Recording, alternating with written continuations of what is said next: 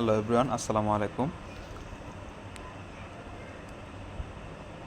আজকে মূলত বিষয় হচ্ছে আজকে একটা জিনিস আপনাদের দেখাবো যে আমাদের ফোনে গতকাল থেকে নতুন একটা আপডেট আসছে যে আমাদের ফোনের ডায়াল প্যাড, এই যে দেখতে পারতেছেন ডায়াল প্যাড অটোমেটিকলি চেঞ্জ হয়ে গেছে। আগে কিন্তু এরকম ছিল না, এটা গতকালকে আপডেট হয়েছে। তো আপডেট হওয়াতে অবশ্য ভালো হয়েছে, কারণ এখনকার যে আপডেটটা আছে আগের আপডেটের চাইতে এখন আর আপডেটটা অনেক ভালো হয়েছে। এখন সব কিছুই মানে ইজিলি সব কিছু, হয়তো কিছু অপশন কমে গেছে, বাট আগের চাইতে আমি মনে করি আমার কাছে বেটার হয়েছে।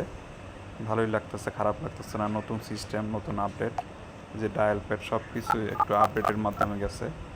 যাক, ভালো খারাপ না সিস্টেমগুলো।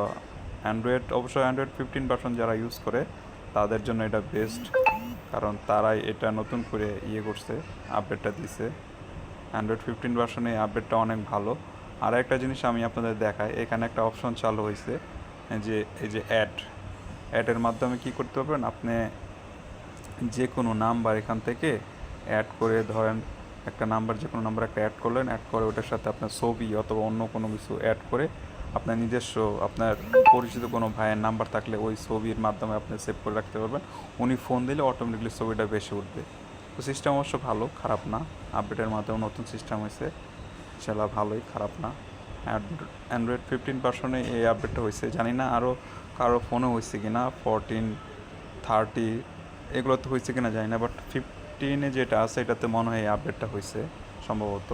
তো যাক, আলহামদুলিল্লাহ ভালো।